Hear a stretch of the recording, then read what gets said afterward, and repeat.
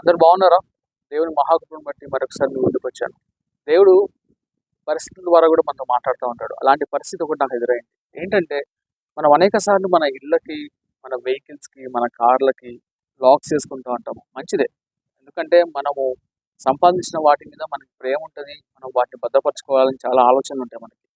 అయితే ఇక నా ప్రశ్న ఏంటంటే కేవలము ఒక మానవుడు సంపాదించినవి లేకపోతే మానవుడు తయారు చేసిన వాటి మీద ఇంత ప్రేమ నీకున్నప్పుడు ఈరోజు అపవాది నీ సమయాన్ని దోచుకుంటున్నాడు. నీ ఆత్మీయ జీవితాన్ని దోచుకుంటున్నాడు. ఎప్పుడైనా నీ ఆత్మీయ జీవితాన్ని లేకపోతే నీ మనస్సుకి లాకేసుకున్నావా? లేకపోతే ఇంకా వాడికి సమయం ఇస్తూ, దేవునికి సమయం ఇవ్వకుండా, నీ యొక్క సమయాన్ని వృధా చేసుకుంటూ, కేవలము ఈ లోకానుసారమైన వాటి మీద ప్రేమ చూపిస్తూ, దేవుడు నీకు అనేక అవకాశాలు అనుగ్రహిస్తున్నాడు. దేవుడు నీకు అనేక తరుణాలు ఇస్తున్నాడు దేవుడు. ఎప్పుడైనా దేవుడి దగ్గరికొచ్చి, ప్రభువా! మరి నా ఆత్మీయ జీవితం మంచిగుండాలి. నేను నీతో సంబంధం కలిగి ఉండాలి. నేనేం చేయాలని దేవుడిని అడిగావా? ఒకసారి ఆలోచించు.